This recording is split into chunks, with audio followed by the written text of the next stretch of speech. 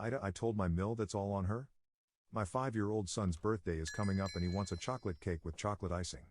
It's his birthday, so I said yes. My mill can be a selfish cow sometimes, and my son was telling her how's he getting chocolate cake and chocolate ice cream. My mill said she didn't like that and my so should get something we all like. My son said it's not your birthday so you don't get a say. This would be normally disrespectful, but recently said this to my son when went to his friend's party. When my son didn't like the cake flavor and we had the discussion about how the birthday person gets to choose their cake flavor because it's their special day.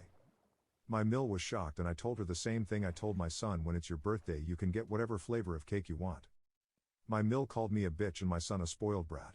So I told her, with that attitude you won't be coming to the party. My husband was WTF and tried to talk me into ordering his mom a cake she would enjoy after our son, and I was rude to her. I said no, it isn't her day, and that just teaches our son to act entitled at other people's parties if we don't stick to the rules and etiquette that we explained to him, and it will just make him confused, entitled, and spoiled. My husband saw the truth in that because our son was excited about his birthday cake for his birthday and now understands that not everything is about him.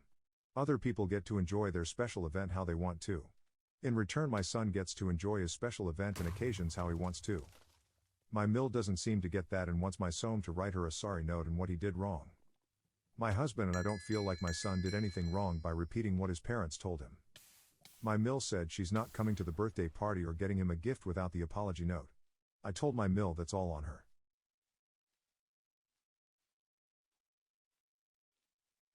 Ida, for not inviting my brother to my son's graduation because he made it all about his new girlfriend, again? I, 41M, have a son, Sam, 18M, who recently graduated from high school. This was a huge milestone, and we had been planning a special family dinner to celebrate. I was proud of him and wanted the evening to be focused on his accomplishments, as he worked so hard to get to this point. My brother, Alex, 38M, has a bit of a history when it comes to family events. Every time he gets into a new relationship, he parades his new girlfriend around, turning any occasion into meet the girlfriend night. It's happened so many times that it's become a running joke in the family, but this time, I wasn't in the mood for distractions. He just started dating Lisa, 27F, a couple of months ago, and I knew exactly how the night would go. Alex introducing her to everyone like she's the main event, hogging conversations, and making it about them rather than Sam. So, I asked him not to bring her to the dinner. I told him it wasn't personal, but I wanted the focus to be on Sam, not on his new relationship. I thought Alex would understand, but he lost it. He called me selfish, said I was jealous because he was happy again after his divorce, and accused me of deliberately excluding him. My parents, always the peacemakers, got involved and started pressuring me to let it go. They said Alex deserved to be happy and that Lisa should be welcomed with open arms, especially since Alex hasn't been in a serious relationship since his divorce. They made me feel like I was ruining family harmony, but I stood my ground. I wanted this night to be special for Sam, not another spectacle about Alex's latest girlfriend. In the end, Alex refused to come without her, so I didn't invite him at all. Now, my parents are furious, saying I'm alienating my own brother over something petty, and Alex is spreading the word that I'm punishing him for being in love. Sam had a great night, but I can't shake the feeling that I've caused unnecessary drama. Some family members agree with me, but others say I could have just let him bring her to avoid conflict. I'm stuck wondering, was I wrong for drawing this line, or is Alex the one who's making everything about himself yet again? Ida?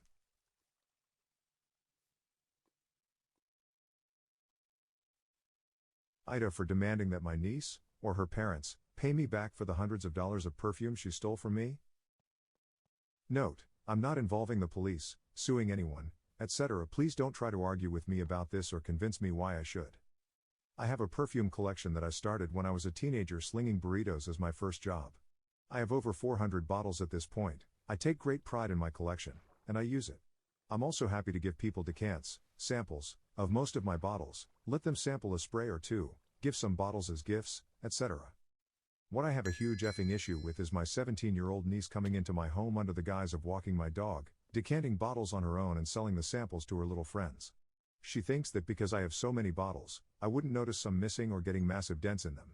Well, little Miss Entrepreneur failed to realize that her private Instagram wasn't friends only or whatever, and I saw each and every effing story with each price and sample she had. I tallied that shit up and got a pretty good estimate based on cost per ounce. Thankfully, she mostly picked the TikTok famous perfumes like Bianco Latte and Escapade Gourmand and didn't go for the most rare, niche perfumes. She did snatch an entire 2.5 ounces bottle of Baccarat Rouge, though, which runs $300 plus at most retailers, as well as full bottles of perfumes you can get at Sephora. Like Marc Jacobs Daisy, Burberry Her Elixir, Flower Bomb, etc.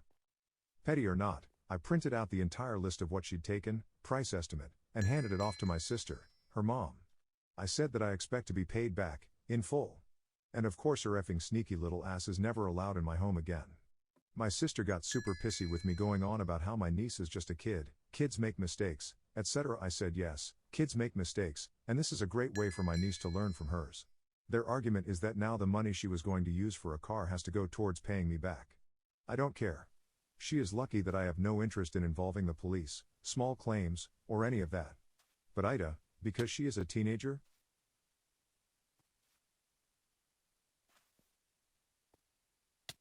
AITA for telling my wife that she needs to get over me missing the birth of our daughter. I work in a job where there are certain times that I do not have access to my phone or I am in the middle of nowhere. These times are well scheduled in advance and basically take up my whole day. There are a ton safety regulations I have to follow during this time. My wife was pregnant and at the time I planned to take off work near her due date. Unfortunately she went into labor early, about a month early, and I was on an inspection. I only learned about her going into labor when I got signal again. By the time I got to the hospital she has already given birth. This was about 1.5 years ago and I am involved father. The issue is every single time we have an argument she will bring up I missed the birth. It happens almost every single time, form serious arguments to what fast food should we get.